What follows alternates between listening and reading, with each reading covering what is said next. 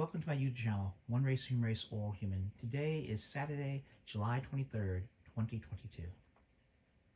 On Tuesday, the LGBTQ equality movement netted a major victory on Capitol Hill with the House's bipartisan passage of the Respect for Marriage Act. The bill would codify federal protections for same-sex and interracial marriages, but it faces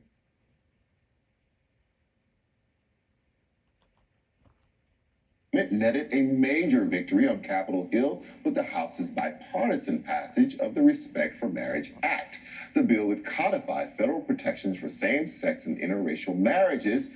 So what they did was combine same-sex with the Loving versus Virginia case from 1967, which allows for interracial marriage. Which, by the way, has always happened in America. Well, not so much marriage, but remember, slavery is free labor and free family way activity from the slave masters, right? So there's always been interracial commingling of blood, right? That's not new. Remember, there's only one race, the human race. But it faces an uncertain path forward in the Senate as GOP senators work out their public positions on the issue. Just a decade ago, it would have been an unthinkable political win, and today it's a bittersweet reminder that the fight is not over. Joining me now is Gavin James Smith, founder of and CEO of Gavin James Public Affairs and a former Trump administration official. Gavin, nearly 25% of House Republicans joined Democrats on Tuesday to vote yes for the Respect for Marriage Act. What does this tell us about where the Republican Party is on this issue? Well, first and foremost, thank you so much for having me on, Charles. What I think this tells us about the state of the Republican Party right now is that the Republican Party is still a little out of touch with the electorate. Furthermore, I think they're out of touch with the Republican voters. There's, like you just mentioned, 55% of Republicans support this issue of same-sex marriage. So I think that it shows that the Republican Party still has a long way to go on this issue. Take a listen to what Ted Cruz had to say recently on the Supreme Court's Obergefell decision. Obergefell, like Roe versus Wade, ignored 2 centuries of our nation's history. Marriage was always an issue that was left to the states. I think that decision was clearly wrong when it was decided. It was the court overreaching. How do you respond to that as an out gay married man? Do you trust the states to uphold your right to marry the person you love? Well, bless Ted Cruz's heart. First and foremost, no, I don't trust the states to handle this. I mean, just this year alone, in 2022, we've seen more than 150 bills be introduced across the country that are targeting the LGBTQ plus community. Furthermore, in 30 plus states, there's constitutional amendments and legal provisions, just like in my home state of South Carolina, that would, if an Obergefell case was overturned, same-sex marriage would be outlawed in almost 50% of the country. So that's a very real reality, and it's something that's very scary to many LGBTQ plus Americans. A Gallup poll released just a week ago found American support for gay marriage reached an all-time high of 71%. It's wildly popular, but are the votes there in the Senate? And what do senators like Marco Rubio and Ted Cruz even gain from standing in the way?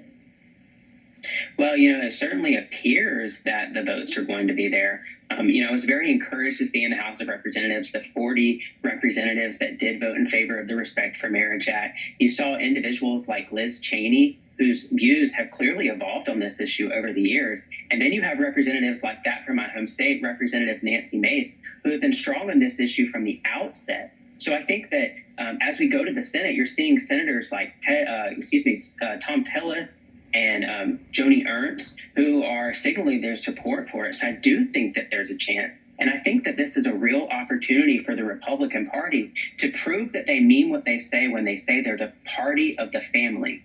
They are the party of the family, or are they a party of just the families that they look, If they were part of the families, they would pass the Build Back Better Act. So after the child is born, the child has food, healthcare, childcare, all those type of things. So what they're doing is simply this: they're trying to go after the vote of this particular community. That's what they're trying to do, plain and simple. They don't care, in my opinion, about people who are LGBTQI community. Okay, they don't any more than they care about people of color. I'm talking in general, based upon what? Actions, right? Based upon actions. So you got 40, that's nice, right? Majority said no. All right, so bottom line is this, that it's the Democratic Party that has elevated rights in this country. Remember, when the country got started, people of color were 3/5 of a person, based upon the Constitution of the United States of America. And that was used for reapportionment of House of Representatives every 10 years, right? Women could not vote, okay? Black men got the right to vote with the 15th Amendment. And for a short period of time, you had black and white men voting together, not being concerned about the color of anyone's skin, but voting about economic interests, until they brought in Jim Crow to say, we don't want you guys meeting. And of course, they use a Southern strategy, which has been used from day one, right? The big lie, the original big lie, original big sin was of America is that people of color are inferior, which is a lie, right? There's one race, the human race, we're all human. Parties that they approve of. Here's what Nebraska Republican Senator Ben Sasse had to say about the bill, and I'll get your reaction to this on the other side. I don't think there is any concern. I think there's Nancy Pelosi stoking culture wars because it's what she does. She doesn't have a plan to help America, so she stokes culture wars. This is her shtick. I think it's insane that we're doing this. So you just outlined all of these dangerous bills that are popping up across the country. What is the danger? So first, there is a plan, right? The American Rescue Plan, which got passed in Congress without any Republican votes, although many Republicans started bragging about it, right? That it had gotten passed. They didn't vote for it, and certain things were coming into their district, right? The child tax credit, right, which took kids out of poverty. So many other programs, so many. So there's a plan. Of folks like Ben Sasse minimizing what the GOP is doing with those bills? Well, Ben Sasse, I think that he's very wrong on this issue because, like I just outlined, in more than 30 states, there's constitutional amendments and legal provisions. Furthermore, for the last 50 plus years, we've heard over and over from Republicans that Roe v. Wade was settled law. And then what did we see just a couple of weeks ago? We saw that law be overturned by the Supreme Court, by the very Supreme Court justices that swore in their testimony before the Senate that law was settled precedent. So in what world would we believe that they're not going to overturn this law? And I think that's a very real concern. So will this issue mobilize Republicans in the same way that, say, abortion has mobilized Republicans? Charles, I don't think that it will. And I'll tell you why. I don't think that it will mobilize Republicans because I'm a very outspoken gay Republican from South Carolina.